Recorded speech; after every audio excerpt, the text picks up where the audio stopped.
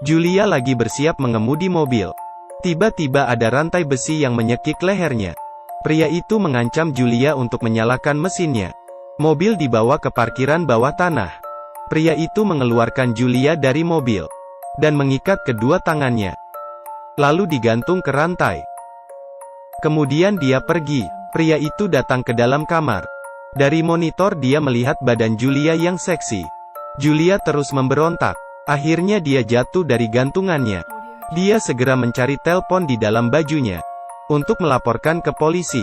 Pria itu melihat Julia kabur, namun dia tidak khawatir. Dia memakai kacamata hitamnya. Belum jauh Julia melarikan diri. Dia sudah ditangkap pria itu.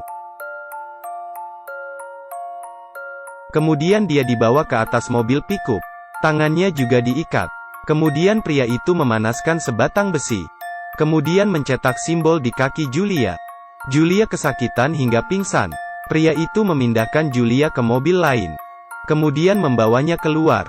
Julia pun terbangun. Tiba-tiba sebuah kantong terbuka. Dalamnya berisi mayat wanita. Julia akhirnya sadar, dia bertemu pembunuh yang tidak waras.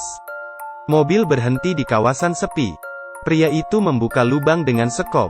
Kemudian menguburkan mayat ke dalam lubang itu. Memanfaatkan situasi begini, Julia membuka kunci tangannya. Wanita ini ditangkap pembunuh yang tidak waras. Saat pria itu pergi, dia membuka kuncinya. Kemudian dikeluar dari belakang mobil dan masuk ke dalam hutan. Pria itu tidak mengejarnya. Dia mengeluarkan rantai besi dari mobil. Dengan ekspresi sangat senang, Julia bersembunyi di rumah kosong. Saat ini menelpon. Rupanya kabel telepon terputus. Pria itu sudah datang ke rumah itu. Namun saat pria itu masuk rumah, Julia memukulnya dengan sekop. Pria itu terpukul hingga terjatuh. Julia ingin terus memukulnya, tapi pria itu berhasil merebut sekopnya. Julia pun segera kabur. Dia masuk ke dalam satu kamar dan mengincu pintu kamar itu. Saat pria itu hampir berhasil masuk ke dalam kamar, Julia keluar melompat dari jendela. Akhirnya dia datang ke rawa-rawa. Kemudian pergi dengan sampan kecil. Melihat pria itu yang sudah mulai mendekatinya. Untungnya, Julia sudah sampai di darat. Dia pun berlari ke sekolah lama. Pria itu pun mencarinya ke situ. Julia mendapatkan 2 botol bensin dan bersembunyi di dalam kegelapan. Saat pria itu tidak memperhatikannya, dia memukulnya dengan kayu. Kemudian dia meletakkan bensin di kantong dan menutup kepala pria itu dengan kantong plastik. Kali ini, Julia tidak buru-buru kabur. Dia menarik pria itu keluar dan juga meminta adiknya datang menjemputnya. Mereka memasukkan pria itu ke belakang mobil, kemudian membawanya pulang rumah. Pria itu diikat seperti seekor anjing. Sekarang semua sudah terbalik.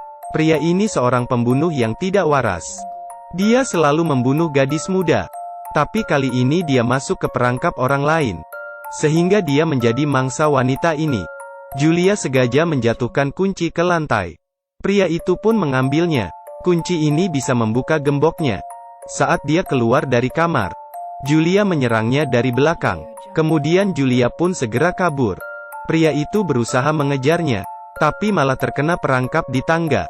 Dia berharap untuk menangkap Julia. Tiba-tiba semprotan air pedas mengenai mukanya. Pria itu yang baru sadar, dipukul dengan panci hingga pingsan. Kemudian dia diikat di kursi dengan kawat besi. Julia memberikan alkohol ke luka pria itu. Kemudian menyiksanya terus-menerus. Adiknya yang melihat kakaknya itu, dia juga ingin mencoba. Dia memakai baju seksi untuk memancing mangsa. Dia ke bengkel mobil. Dia pun menggoda pria montir di bengkel itu. Sepertinya, cowok itu biasanya tidak banyak menggunakan otak.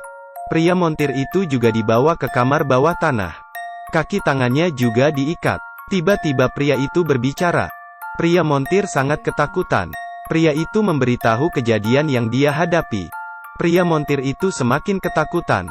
Seharusnya ini pertemuan yang indah, tapi siapa tahu menjadi pertemuan yang mengerikan.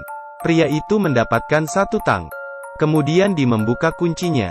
Dia memutuskan untuk membalas dendam. Saat itu Julia sedang mandi. Dia tidak tahu ada bahaya yang sudah mendekatinya.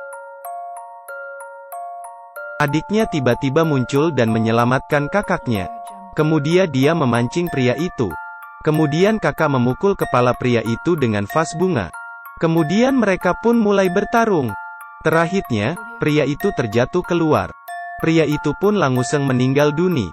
Saat film selesai, saya ingin bilang, saat orang tidak waras bertemu monster, sebenarnya mereka bisa bekerja sama. Tapi kenapa harus saling membunuh? Hasilnya adalah menjadi Buddha. Ingat subscribe dan like ya. Sampai ketemu di video berikutnya.